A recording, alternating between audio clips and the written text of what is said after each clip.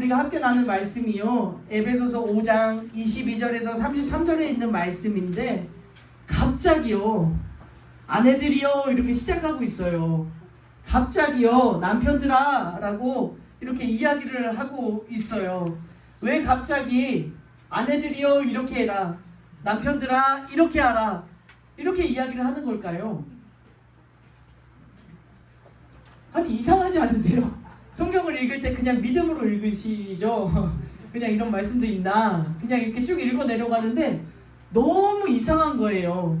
지금까지 여러분 어떤 말씀들이 있었냐면, 성령이 하나 되게 하신 것을 힘써 지켜라, 각 사람에게 주신 은사를 발견해서 그리스도의 몸을 세워 나아가라, 너희 안에 있는 빛으로 세상을 책망해라, 세월을 아껴라, 이런 말씀이었어요. 근데 갑자기 아내들이요 남편을 존경하래요, 남편들아 아내를 사랑하래요. 이게 무슨 의미가 담겨져 있을까요? 여러분, 이 안에 엄청난 진리가 담겨져 있거든요. 오늘 세 가지 말씀을 함께 나누려고 하는데, 이 말씀이 여러분 삶 가운데 살아 역사되시기를 주님의 이름으로 축복합니다. 여러분 잘 보세요. 우리가 지금까지 함께 나눈 말씀들에 바울의 시선이 어디로 향하고 있냐면, 성령이 하나 되게 하신 것을 힘써 지키래요. 어떤 사람은 사도로, 어떤 사람은 선지자로, 어떤 사람은 모사와 교사로 불러싸우니 각 사람에게 주신 은사를 발견해서 그리스도의 몸을 세우래요. 이 바울의 시선이 어디를 향하고 있냐면, 성도들이요 교회 안에서 이렇게 행하십시오라고 이야기를 하고 있는 거예요. 여러분 이해가 되세요?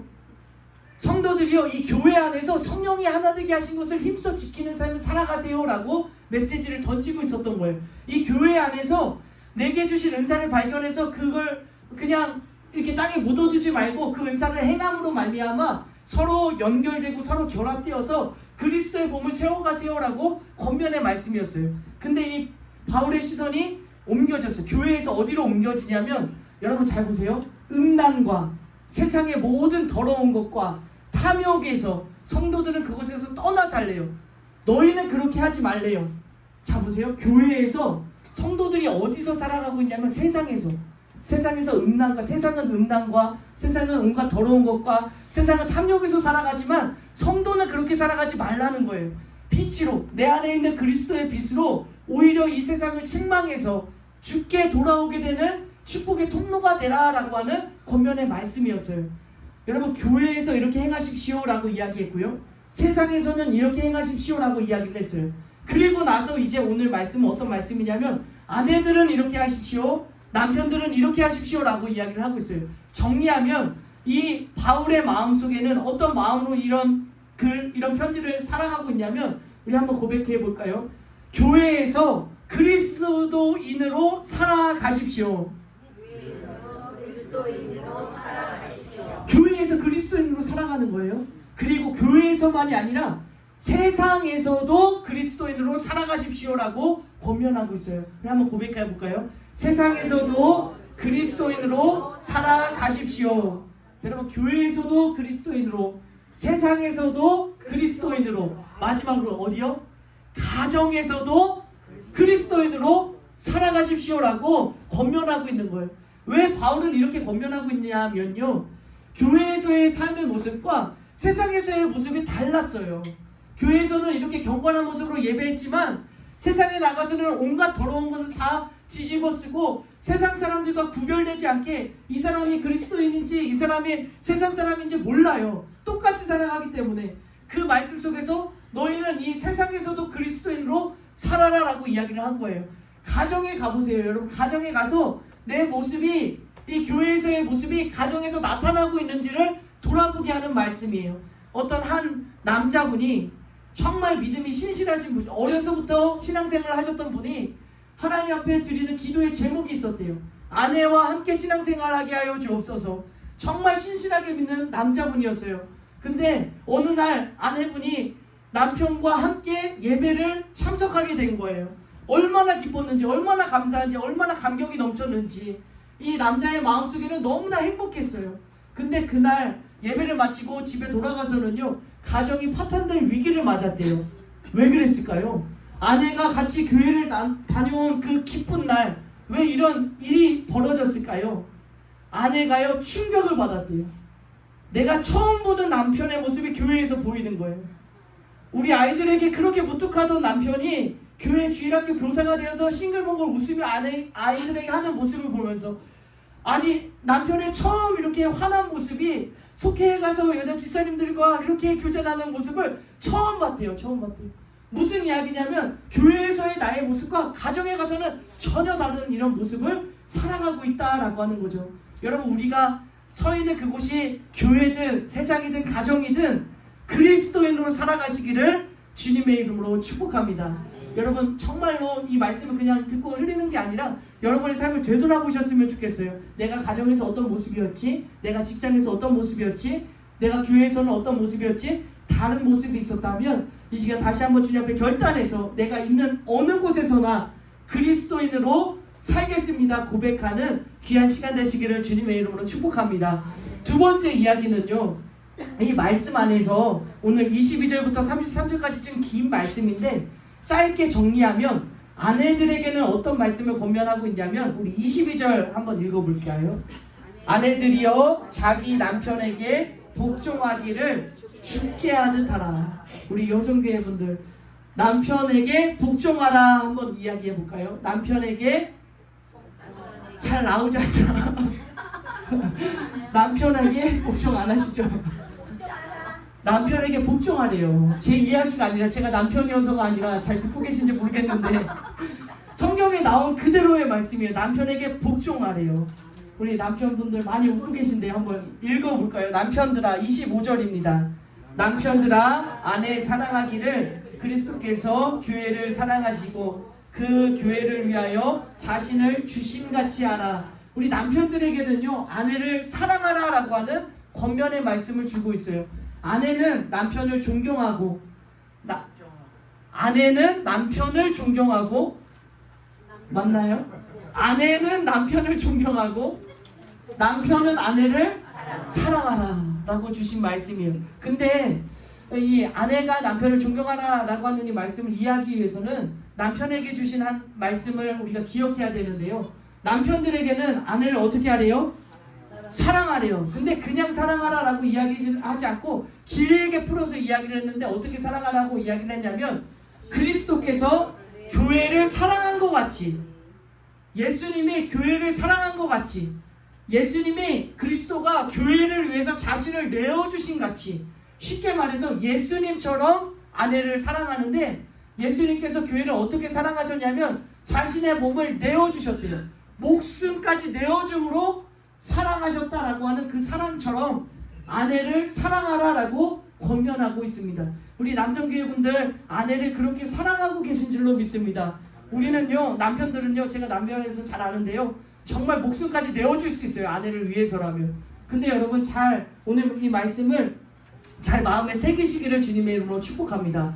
남편들이요, 아내를 위해서 목숨까지 내어줄 수 있어요. 제가 이거를 조금도 의심하지 않고 확신할 수 있어요. 남자는 원래 그런 존재인 것 같아요. 근데 남편들이 못하는 게 있어요. 목숨은 내어줄 수 있는데요, 설거지 한번 해주는 건 그렇게 어려워요. 여러분, 남편분들 잘 들어보세요. 내가 아내를 정말 예수님처럼 사랑해요. 그래서 정말 목숨까지 다 내어줄 수 있어요. 근데 빨래통에 빨래 넣는 건 굉장히 어렵더라고요. 내가 아내를 이만큼 사랑해요. 근데 내가 음식 쓰레기에 한번 버려주는 건 굉장히 어려워, 힘들어요. 이 말씀이 여러분 마음속에 임하시기를 주님의 이름으로 축복합니다. 내가 목숨만큼 사랑하는 이 아내에게 작은 일도 사소한 일에도 사랑하고 섬겨라라고 주시는 말씀이에요. 우리 밑에 있는 말씀에 어떤 말씀까지 있냐면요, 우리 누가복음 16장 10절에 있는 말씀 한번 읽어볼게요. 지극히 작은 것에 충성된 자는 큰 것에도 충성되고, 지극히 작은 것에 불의한 자는 큰 것에도 불의하니라. 우리 남편분들 한 분도 읽지를 않으시는 것 같은데요, 우리 아내분들만 읽으시는 것 같아요. 큰 목소리로 한번 읽어볼게요. 지극히 작은 것에 충성된 자는 큰 것에도 충성되고, 지극히 작은 것에 불의한 자는 큰 것에도 불의하니라. 여러분, 목숨만큼 사랑하는 만큼요, 들어주는 것도 잘 해주셨으면 좋겠어요. 밥 먹는데 왜 이렇게 말이 많냐고, 옆집 이야기 할 거면 옆집 가서 살으라고, 아니 뭘 이렇게 할 말이 그렇게 많으냐고. 아니 목숨만큼 목숨 내어줄 만큼 사랑하는데 같이 들어주는 건 굉장히 약해요. 취약해요. 작은 일에 사소한 일에 한번 같이 손잡고 바람 쐬고 산책하는 일은 정말 힘들어요. 차라리 목숨을 내어주지. 어떻게 해서도 별을 따라주지. 이렇게 사소한 일은 굉장히 어렵게 느껴지는 남편들의 모습이거든요. 저도 그렇고요. 여러분 우리가 목숨을 내어주신 예수님의 사랑만큼 작은 일에도 사랑하는 우리 남편분들 되시기를 주님의 이름으로 축복합니다. 아내들에게는요 이런 말씀이 임한 거예요. 어떤 말씀이냐면 남편에게 복종하래요. 근데 이 복종은 우리가 알고 있는 절대적인 복종이 아니에요. 상호관계가 아니에요. 내가 자원하는 마음으로 복종함을 의미하고 있는데 왜 남편들에게 복종하라라고 이야기를 하고 있었냐면 남편이 목숨을 바쳐서 목숨까지 내어줄 만큼 아내를 나를 사랑한다라고 하는 그 마음을 의심하지 마시기를 주님의 이름으로 축복합니다. 남편이요 나를 위해서 이렇게 맞지 않는데 나를 위해서 정말 목숨까지 내어주실 분들이에요. 근데 우리 아내분들은 어때요? 큰 일은 남편들이 다 해주는 건 알아요. 근데 정말 사소한 일이에요. 자꾸 소파에 누워서 TV만 봐요. 밥 먹는데 자꾸 쩝쩝거리면서 먹어요. 뭐 묻히면서 먹어요. 이런 작은 모습에 자꾸 신경질이 나고 화가 나고 이 남편의 모습에 꼴 보기 싫고 그런 모습들이 눈에 자꾸만 보이는 모습들이었어요. 그러니까 아내들에게는요 이 목숨까지 내어주시는 이 사랑을 기억해서 이 작은 부분까지도 사랑으로 품고 이해하고 배려하라고 주시는 말씀이에요. 성경에 어떤 말씀이 있냐면요 그 밑에 있는 마태복음 18장에 있는 말씀인데요 한번 읽어볼게요. 이에 주인이 그를 불러다가 말하되 악한 종아 내가 빌기에 내가 내 빚을 전부 탕감하여 주었거늘 내가 너를 불쌍히 여김과 같이 너도 내 동료를 불쌍히 여김이 마땅하지.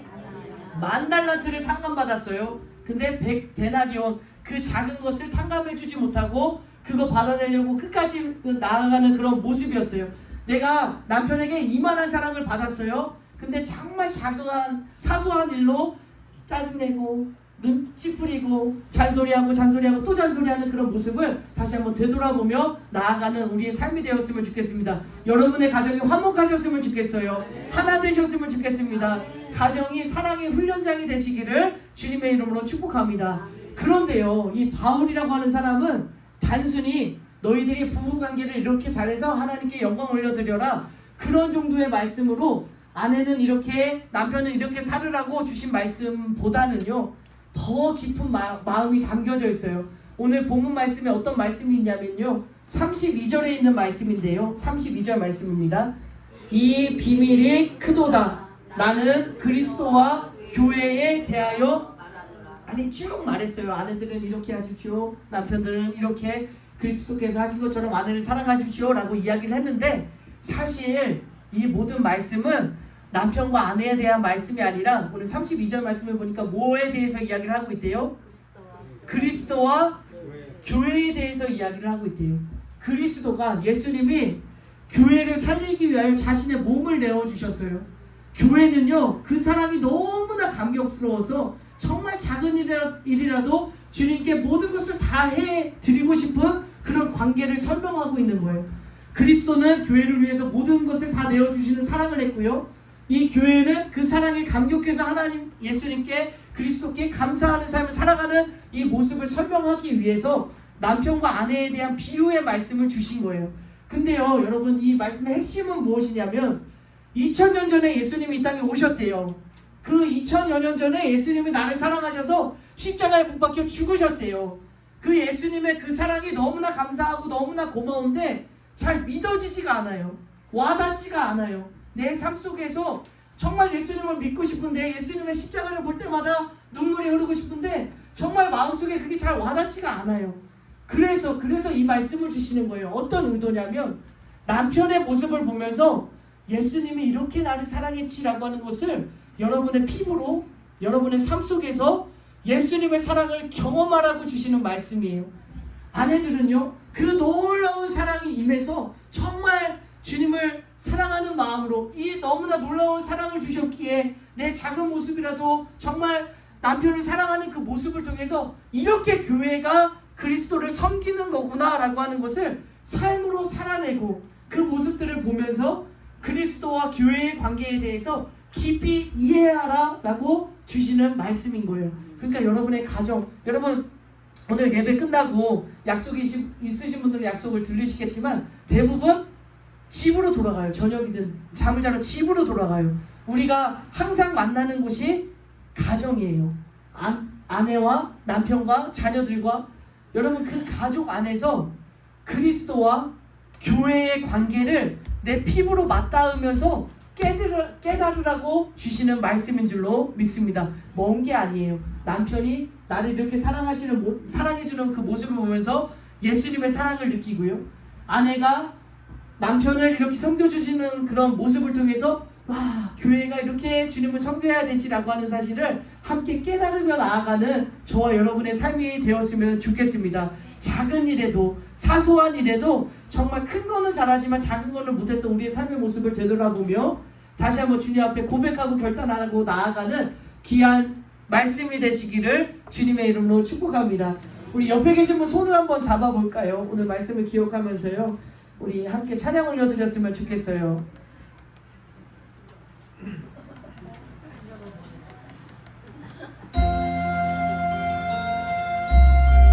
형제의 모습 속에 보이는 하나님 형상 아름다워라. 존귀한 주의 자녀 됐으니 사랑하며 섬기리. 우리의 모임 중에 임하신 하나님 영광 아름다워라.